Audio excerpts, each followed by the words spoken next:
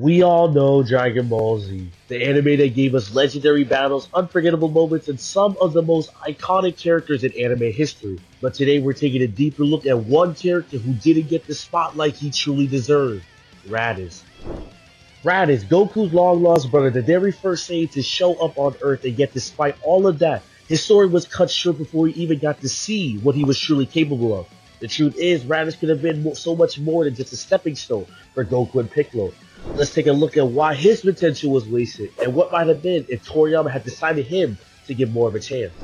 When Raditz first appeared, he was a powerhouse. His level was 1500, which was actually higher than anyone on Earth at that time, including Goku and Piccolo.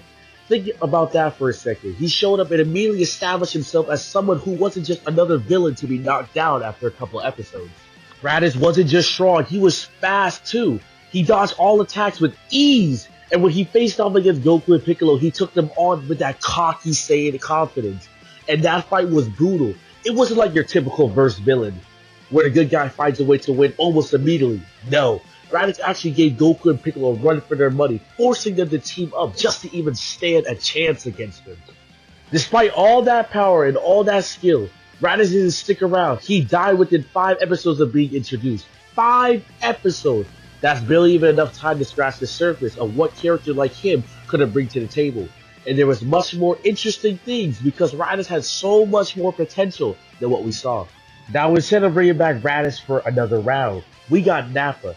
Nappa was loud and aggressive and not much else.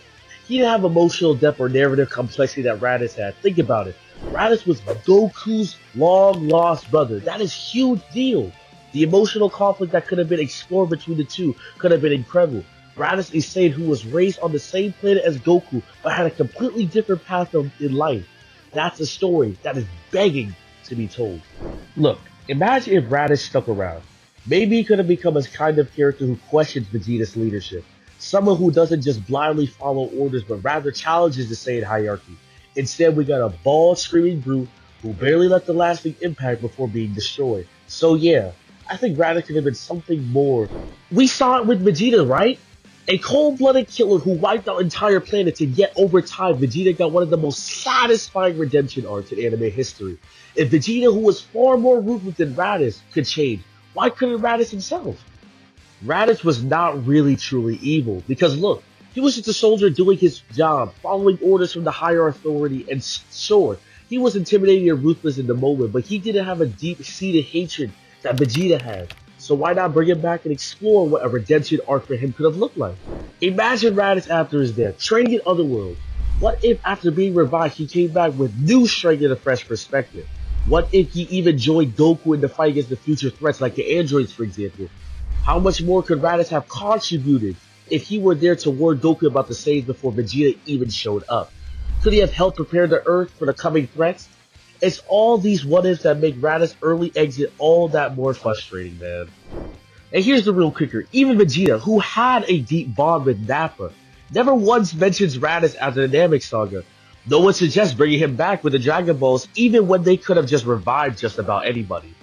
But what if things were different? What if Raditz returned and actually became a central figure in the story? What if, like, Vegeta, he had his own redemption arc? Picture this. Raditz unlocking new powers, maybe even going Super Saiyan and joining the Z Fighters. Maybe he could have been even played a role in a tournament of power. How wild would that would have been? Maybe another timeline, Raditz got the chance. He became the hero he was meant to be. But for now, all we can do is look at what could have just been, or what would have been, if the writers decided to remember who Raditz was.